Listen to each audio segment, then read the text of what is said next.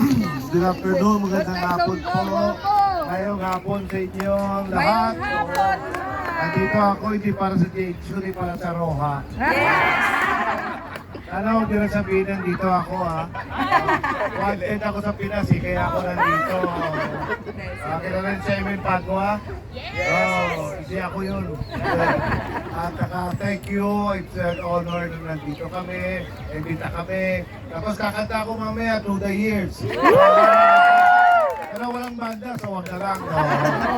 Mawala si Kyle Chari at saka si Kai. Wag na, baka mawalan sila ng trabaho. Pero nandito tayo para makikain, makisosyal po, kasama yung mga ating mga kababayan. And thank you very much for supporting at saka yung pagtanggap nyo ng JT's Panukan dito sa Dubai. Salamat po. Maraming salamat. God bless sa lahat. Thank you. Maraming salamat Sir Joel Torre. Palakpakan po ulit natin mga katag.